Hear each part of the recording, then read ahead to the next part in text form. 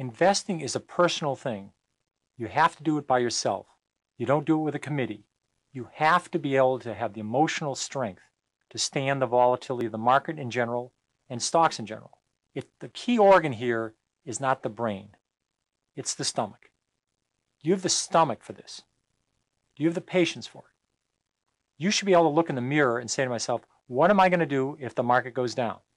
If you want to double your money quickly and safely, fold it in half and put it in your wallet. Any other way, you're simply gambling.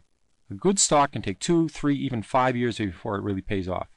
It's not 2 or 3 weeks. It's not 2 or 3 months. My best stocks have been in my 5th, 6th, 7th year. Give your investments time to grow. Many people ask me, when is the right time to sell a stock? Selling stocks is a matter of comparing stories. If story A is better than story B, then sell B and buy more A. If you own 8 companies, you're playing 8 simultaneous games of poker. So only stay in the games that you have the best chance of success. But remember that stories rarely change overnight. It may take years for a good one to be recognized by the market. Give your good stories the time to grow. Your advantage in picking stocks is your direct experience with companies as a consumer, on your job as a professional, or as a neighbor. Use those advantages as a place to start looking for good stocks. You have several things that you possess that will make you a good investor. They're inherent to your life. It's the field you work in. It's the area where you live. There may be some local company that's terrific.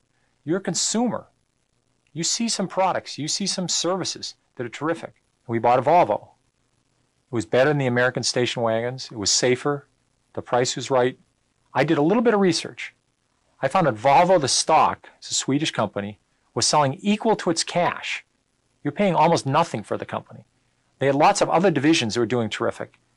Sometimes people take things for granted. My field was the mutual fund industry. In the early 1970s, the industry grew slowly, but then it took off in the 80s. Money piled in to money market funds, to equity funds. Like an idiot, I missed stocks like Dreyfus, Pioneer, T. Rowe Price, Strategic Investments, Franklin Resources. There was lots of companies that went up dramatically. These are my own field. All I had to do was buy these things. It was really dumb. Back in the 1950s, a fireman from New England noticed a factory in his town seemed to be hiring and expanding all of the time. This person didn't have a Cray computer, and he wasn't a professional investor. He was just an observant neighbor.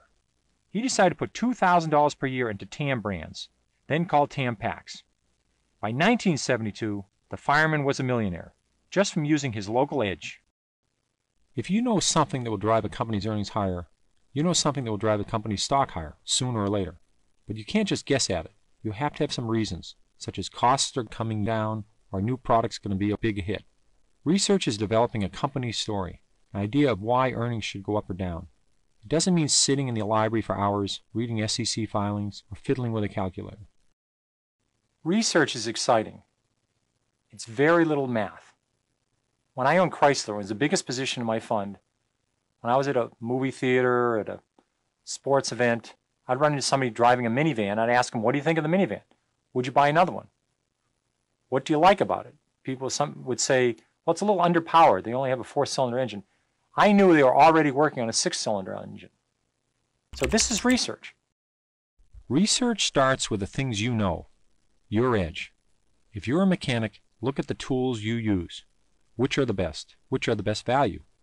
Or if you're a doctor, see what new technology saves the insurer money, or software systems that reduce costs at hospitals. You probably already know a few companies quite thoroughly. The amateur investor probably can follow between 5 and 8 companies. They could lecture in these 5 or 8 companies. They know them very well. There's 10 to 15,000 public companies in the United States. There's lots more overseas. So you don't have to be experts on lots of companies. You just have to know a few very well. I owned Dunkin' Donuts for 12 years. I think I might have talked to them once every year. The story didn't change a lot. You don't have to worry about low-cost imports coming from Korea when you own a donut company. You don't have to worry about the economy. You don't have to worry about somebody inventing a new computer chip. The story doesn't change that much. McDonald's earnings have gone up, I think, more than 80-fold over the last 30 years. The stock's gone up 100-fold. What made McDonald's earnings continue to grow? If they had just stuck with a cheap cheeseburger and a cheap hamburger at lunch, they probably would have run into earnings problems 10, 15 years ago. But they expanded their menu. They kept their costs low. They added breakfast. They went overseas. Every day they add 2 or 3 more restaurants. People thought there was no room for more McDonald's 5, 10, 15 years ago. They were wrong. If they had done the research, they would have said, well, there's a couple hundred countries out there. There's lots of places to grow. And you had to figure out, what inning am I in this baseball game? I sold Toys R Us way too early. It went up 20-fold after I sold. I did the same thing at Home Depot. Those are probably my 2 greatest mistakes I ever made. When should you sell? Well, you ought to find out why you bought a stock. If you're saying if it's a cyclical company and they're doing poorly and they're doing awful, you wait till things are getting better and they're doing terrific, and then you sell it.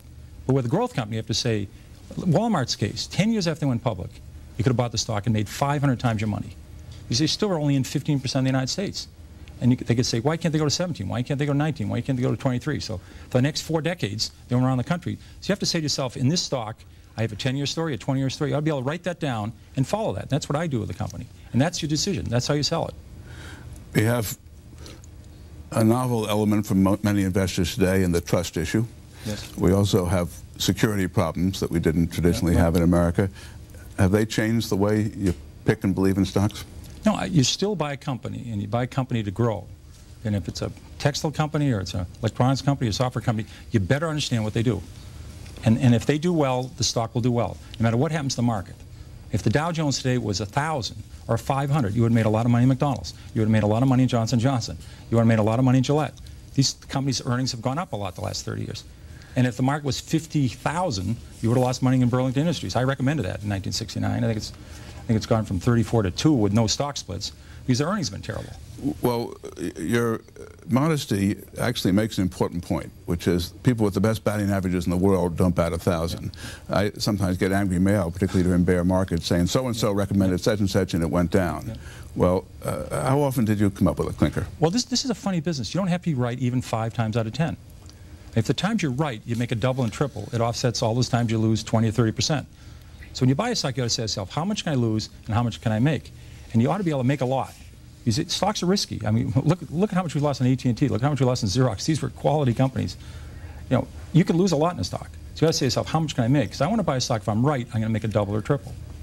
Does your own confidence ever get shaken? Every day I think the market's going to go up. You know? I keep calling a lot my company, so I keep calling the company. Can you be greedy in your business? Yeah, I think sometimes I call it the 3 C's. It's called complacency, concern, and capitulation. Yeah. So you're complacent is the I don't call it greedy. Just everything's going right. You sort of forget to check the facts. You say things are starting to slip in the company. Not the fundamentals. They're starting to mature. There's some competitors coming along. So being complacent is the worst one.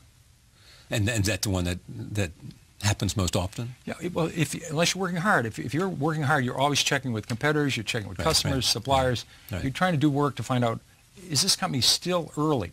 Do they have years and years of growth ahead of them? Then you stay with it, no matter, even if the stock goes down. There's also this idea of never invest in something you don't really know. Yes. That was part of it. That's why you went out on the road so much. Right. If I don't understand it, I don't want to. Yeah. The key thing is when the stock goes from 10 to 6, if you understand what they do and you know they're financially solvent, you're fine. If you don't understand it, you can call the psychic hotline. But if you don't understand it, you're probably going to do the wrong thing. You know, if you understand exactly what they're doing, it's gone 10 to 6, you'll buy more.